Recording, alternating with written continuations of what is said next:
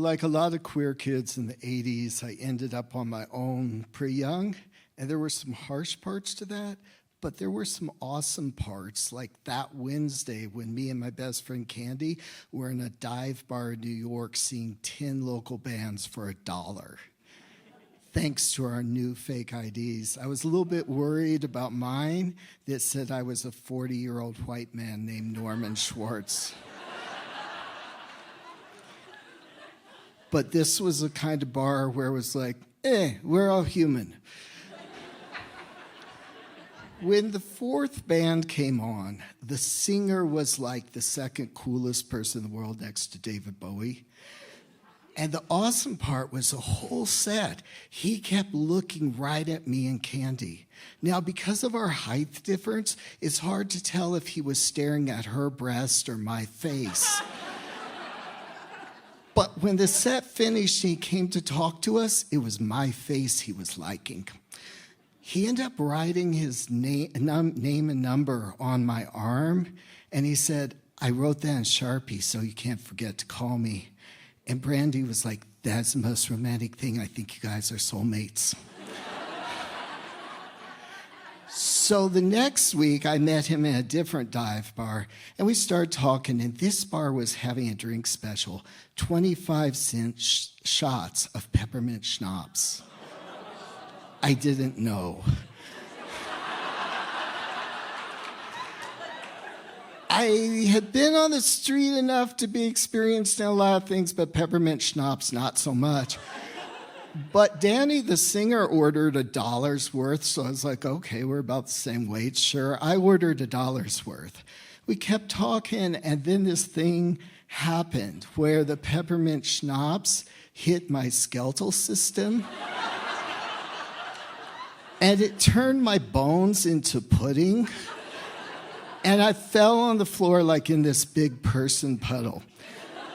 I remember like Danny saying, are you okay, being in a cab, maybe crawling on stairs.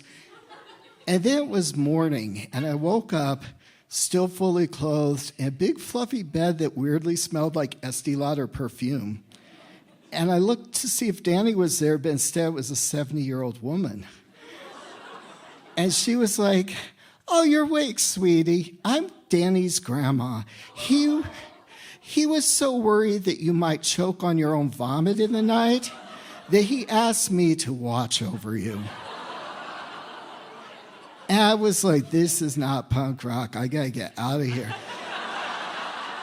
So I found my shoes. I'm like, okay, thanks. I was gonna bolt for the door. But when I opened the door into the main room of the apartment, there's Danny drinking coffee. He goes, good morning, Norman. My fake ID is sitting right on the table in front of him. I sit down, he pours me a cup of coffee, and he says, it's really not cool you lied about your age. And I kind of nodded, and he said, and you were like passed out drunk, and not every guy would be, like decent about that.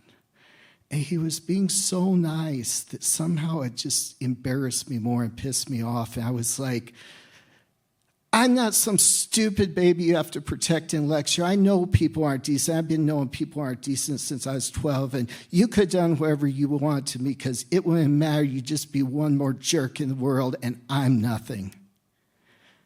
I didn't mean that like just to sound punk rock. Somewhere there's some truth in it, and he saw it, and I saw his face, and then I just burst into these big, ugly, so un-David Bowie, so uncool sobs.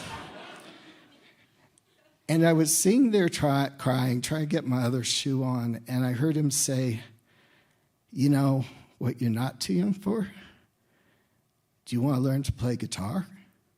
I was like, what? He said, I don't know, like I always thought if I had a little brother, I could teach him to play guitar. And so over the next year, I'd go over to their apartment, hang out with him and his grandma, learn chords. And while the rest of my life had a lot of chaos in it, that was just one like beautiful place where there was this friend that really respected me and liked me just for me. He moved to LA the next year, and we kept in touch by letters.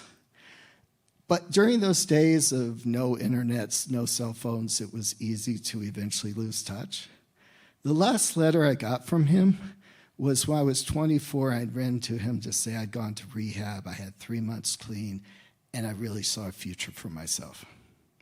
He wrote back in the last paragraph of the letter, he said, I hope you're proud of yourself.